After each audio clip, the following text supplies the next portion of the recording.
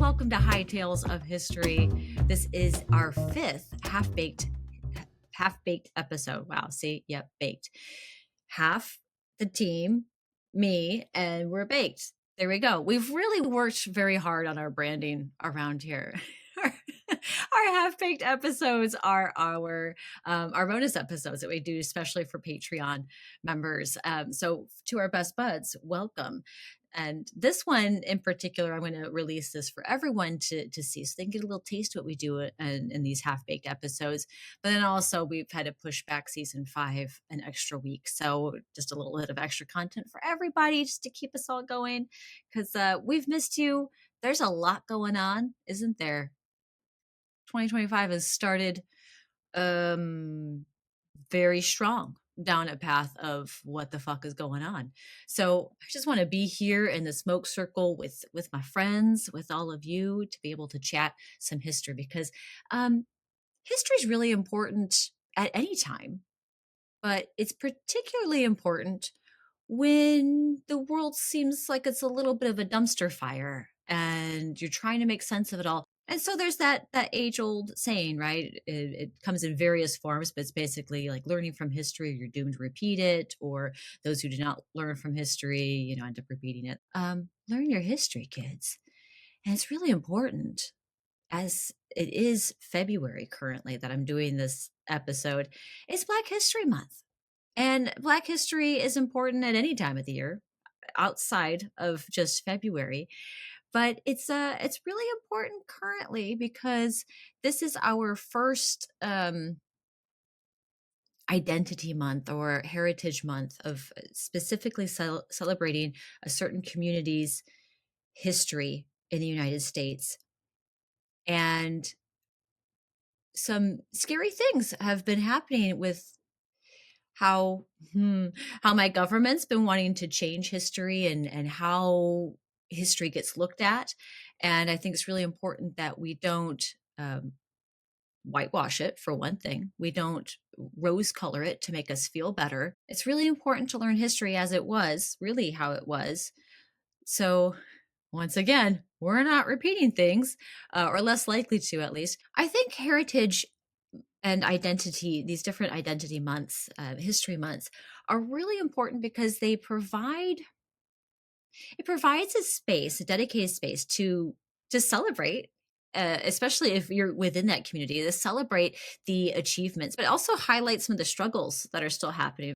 And this is also a time where other people outside of those communities get to learn about the culture, get to learn about the history and the contributions that these diverse groups of people have had. So it's promoting, hopefully greater awareness and understanding, maybe empathy and greater drives of inclusion for people. And in the United States, something's happened where these identity and heritage months are unfortunately being looked at that it's somehow dividing the people further by celebrating different groups of people. It divides people and creates a sense of I'm not enough because I'm not that group of people. I don't know. I'm having a hard time explaining it because in my mind it sounds so asinine, but I'm trying to do the best I can. High Tales of History say that line of thinking can go fuck itself and is very close-minded.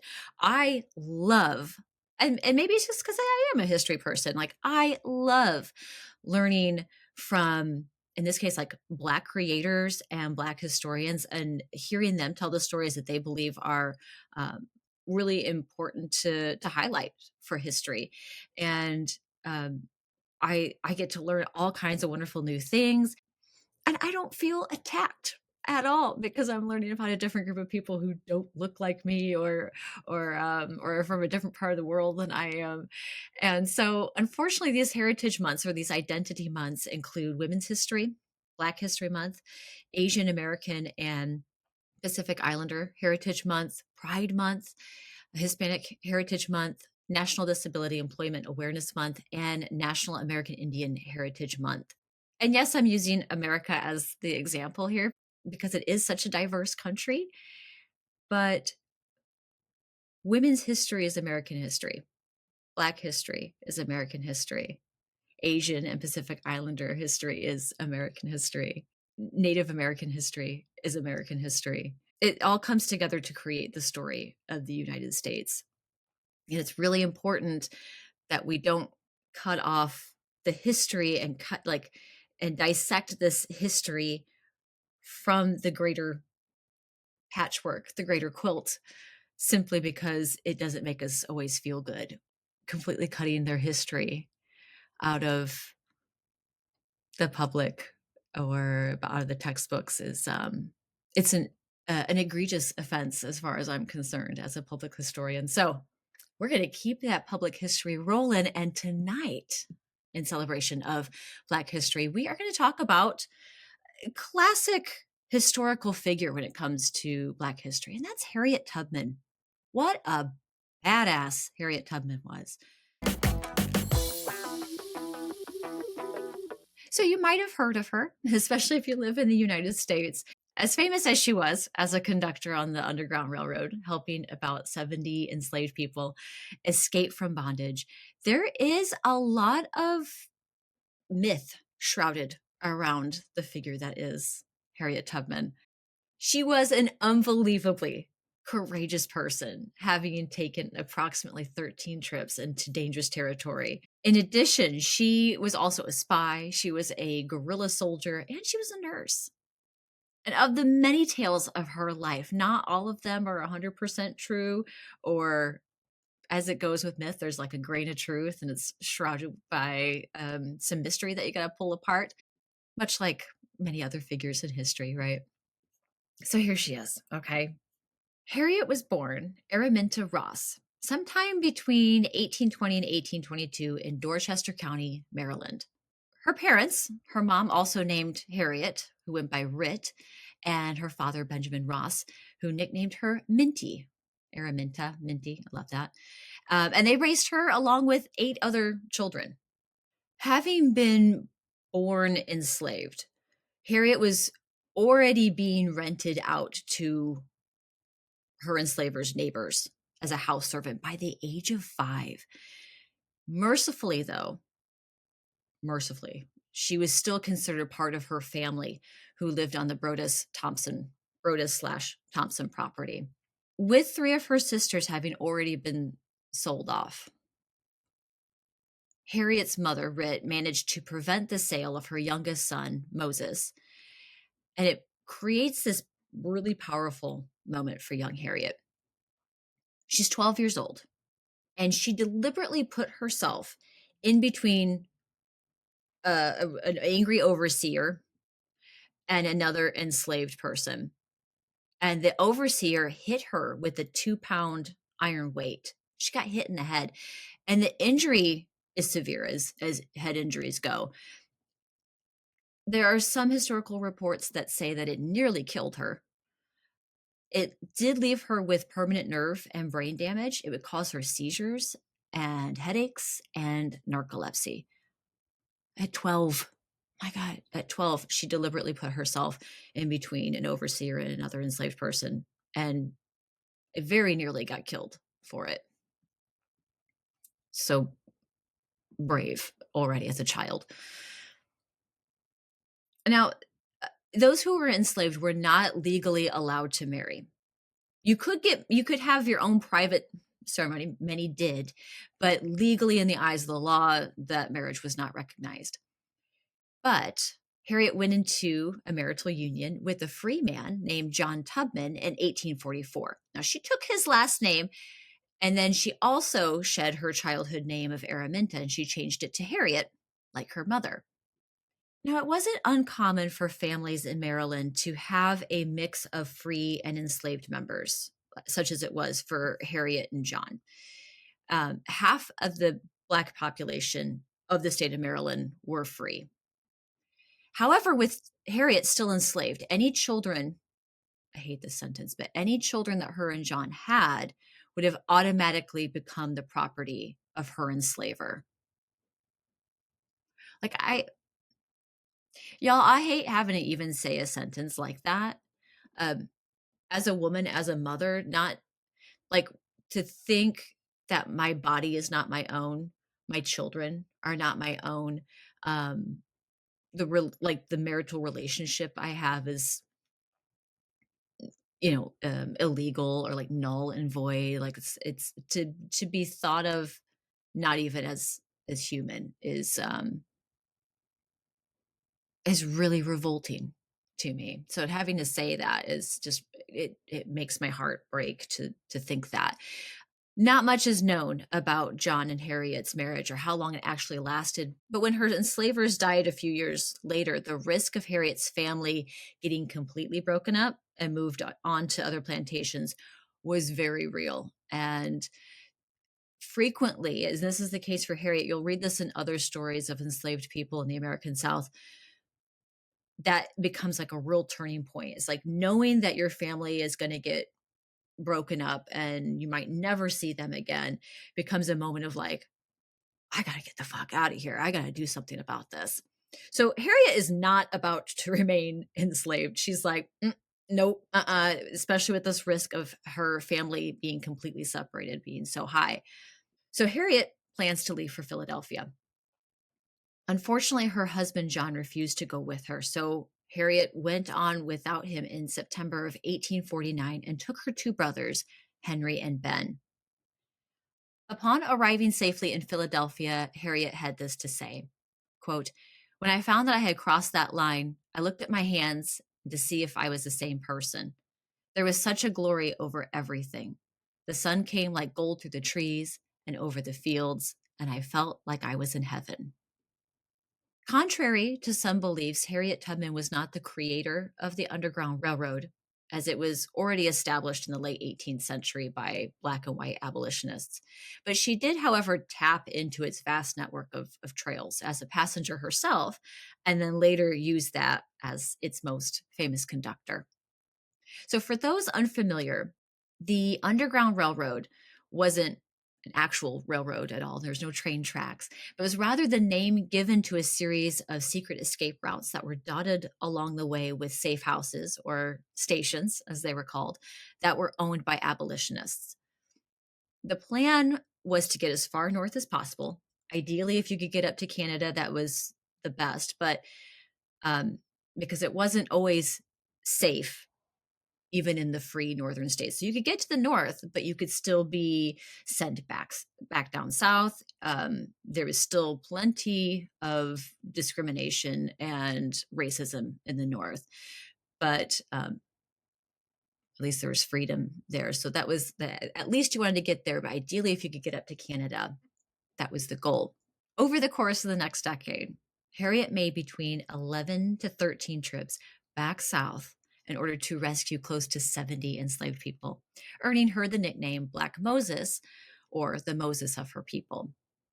Some articles have the numbers at 300, but she was directly involved in the rescue of about 70, of at least 70. So it's anywhere between 70 to maybe 300, depending on how you want to divvy up those numbers, but she was directly involved in the rescue of 70, with an unknown number of people using her directions of the Underground Railroad to escape on their own. Of those 70 passengers that were rescued, her parents, brother, and other family members were included.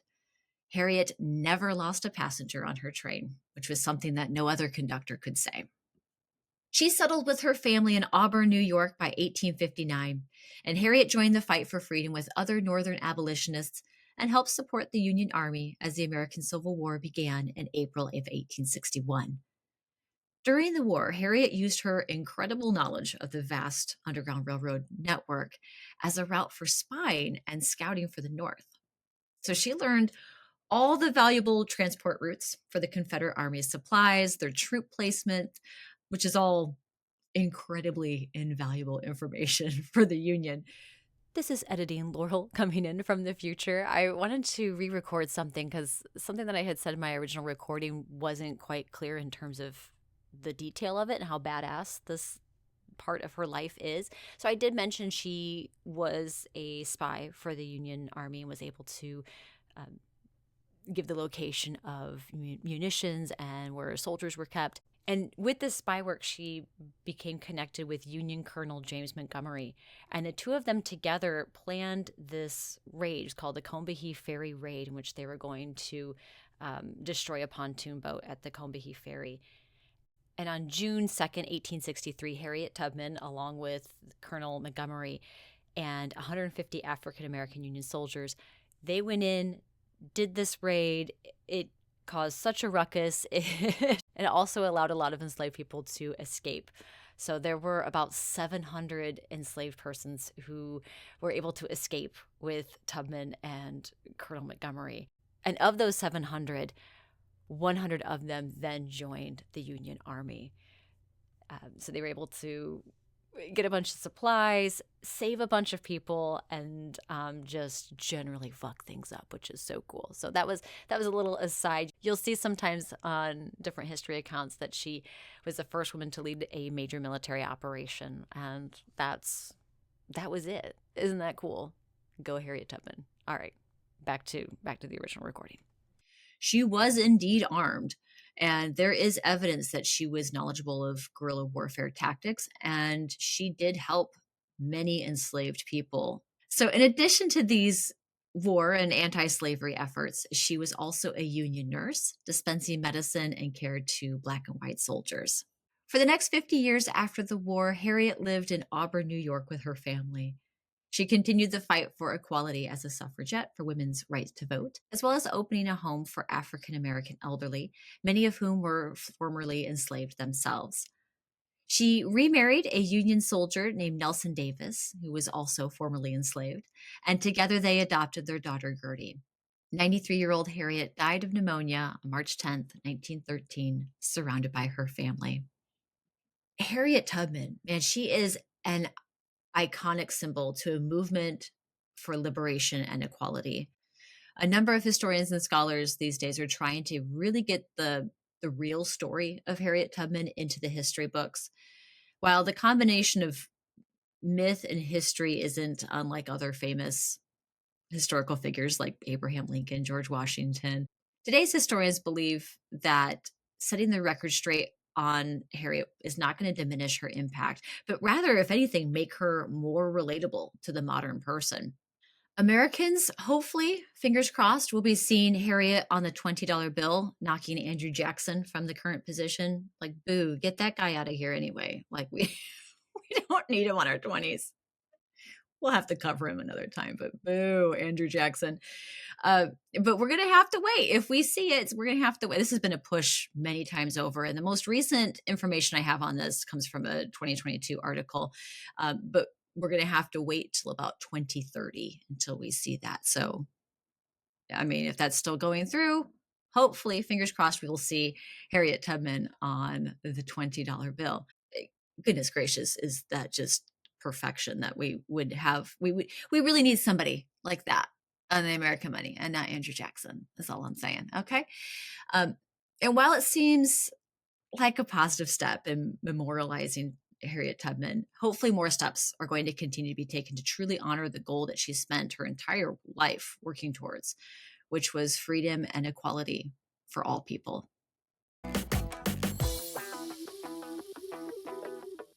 That's our half-baked episode for you tonight. A little celebration of Black history with just an absolute icon and an amazing human being, and what she did for people, both enslaved and free, really. And she is amazing. Her story is wonderful and inspiring, and a lot of people know it. Maybe not all of it, so hopefully you learned maybe a little bit of something new, or maybe that it confirms some things that you thought you knew. So well done, you history person. But thank you so much for joining me. It's always good to be here with you, even when we're here for a short period of time. I hope there's just enough time to smoke a joint or two, or a couple bong rips or whatever. I don't know. I'm so glad that you came here to hang out with me. I too am gonna go have a little more of a smoke, and then we're gonna be, depending on when you watch this, we'll be back with you again for season 5 on February 14th. In the meantime, get money, get high, give love, and don't stop fighting for what is right. Bye, everybody.